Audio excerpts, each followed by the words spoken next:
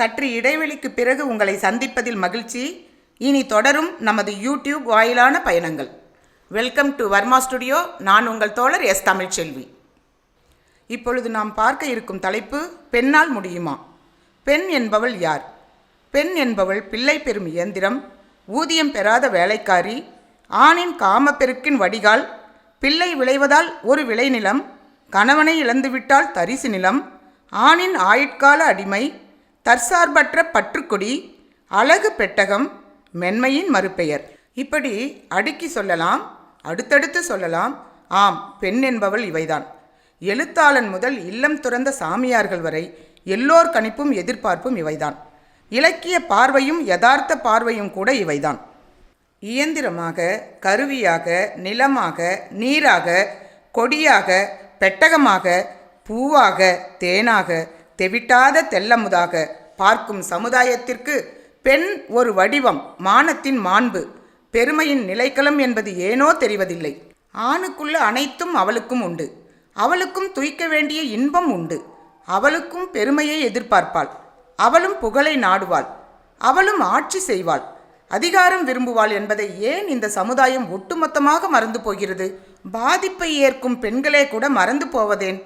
ஏழை எண்ணிக்கொள்வான், நாம் இப்படி கஷ்டப்பட வேண்டும் என்பது கடவுள் விதித்த விதி என்று. அப்படி பெண்ணும் எண்ணிக்கொள்கிறாளா? கடவுள் நம்மை ஆணுக்காகவே படைத்தான் என்று ஆறுதல் கொள்கிறாளா? நிச்சயம் இல்லை. தான் இயந்திரம் இல்லை, பூவல்ல, தேனும் அல்ல, மானும் அல்ல என்று அவளுக்கு நன்றாகவே தெரியும்.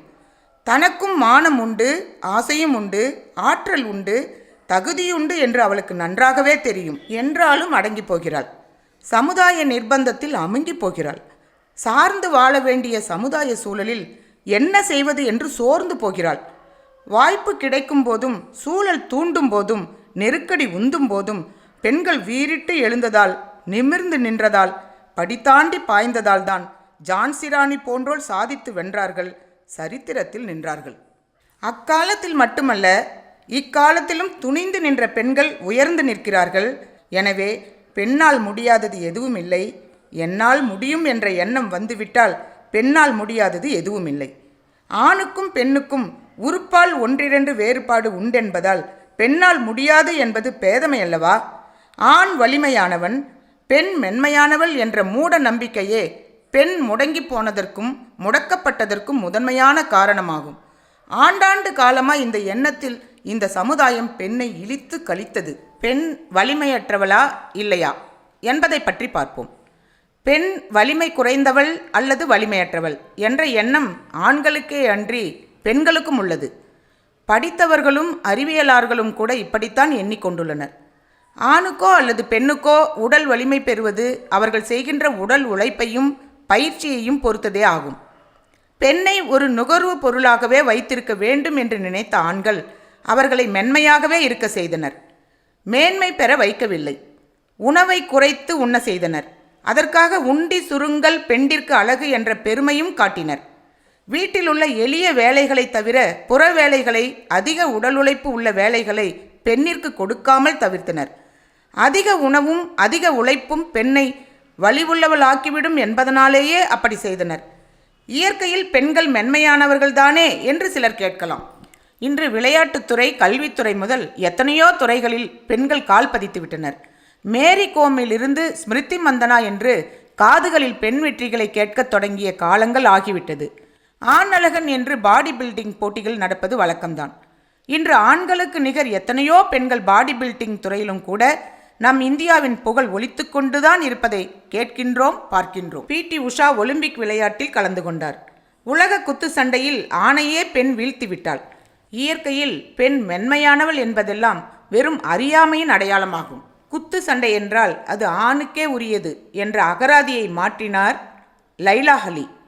பெண்ணுக்கும் அந்த ஆற்றல் உண்டு என்று உணர்த்தினார்.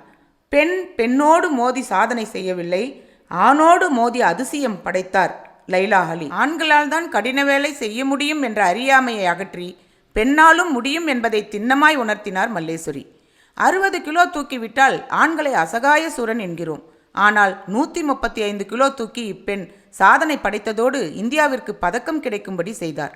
விசாகப்பட்டினத்தை சேர்ந்த தலைமை காவலரின் பெண் மல்லேஸ்வரி. இந்த பெண் பெண்ணாலும் முடியும் என்பதை ஆணியடித்தாற் போல உலகிற்கு காட்டியுள்ளார். இன்று 5 வயது 7 வயது சிறுமிகள் கூட கடல் நீந்தி சாதனை படைத்துள்ளனர். காது கேளாத 9 வயது சிறுமி வனிதா கராத்தே பயின்று பிளாக் பெல்ட் வாங்கியுள்ளார். இமயமலையில் 2 முறை ஏறி சாதனை படைத்துள்ளார் இந்திய பெண் சந்தோஷ் யாதவ். மேலும் சிட்டகாங் ஆயுத கிடங்கை தகர்த்தெறிந்தார் வீராங்கனை கல்பனா. இராணுவம் என்றால் ஆண்கள்தான் என்ற நிலையை மாற்றி காட்டியுள்ளார் சுஜாதா என்ற பெண். ஆபத்து நிறைந்த லே லடாக் போன்ற பனிப்பிரதேசங்களில் ஆண்களால் மட்டுமே பணியாற்ற முடியும் என்ற கருத்து பலகாலமாய் இருந்து வந்தது. அந்த எண்ணத்தை தகர்த்து விமானப்படையில் விமானங்களின் கட்டுப்பாட்டு பகுதியில் ராடார் கண்ட்ரோல் அதிகாரியாக இப்பெண் பணியாற்றி வருகிறார். கடலூரில் தலைமை ஆசிரியராக பணிபுரியும் துரை கோவிந்தராஜ் என்பவரின் மகள் இவர். சாதனை பெண்கள் எங்கோ இல்லை, நம்மை சுற்றியே உள்ளனர் என்பதற்கு இவர்களே ஏற்ற எடுத்துக்காட்டு. பெண்ணின் ஆற்றலையும் தகுதியையும் வெளிப்படுத்த முடியாமல் அவளை அடக்கி வைப்பது பண்பாடு என்பது 10ஆம் பசலித்தனம் எண்ணமாகும். அப்படியென்றால் பண்பாடு என்பது வேண்டாமா? அது அறிவுக்கு உகந்ததல்லவா? அடக்க ஒடுக்கம்தானே பெண்ணின் பண்பாடு என்று கேட்கக்கூடும். பண்பாடு என்பது ஏதோ மரபு வழி வரும் மடமைகள்தான் என்று எண்ணும் மயக்கம் மக்கள் மத்தியில் இருக்கிறதே, அதுதான் தவறு. பண்பாடு என்பது என்ன?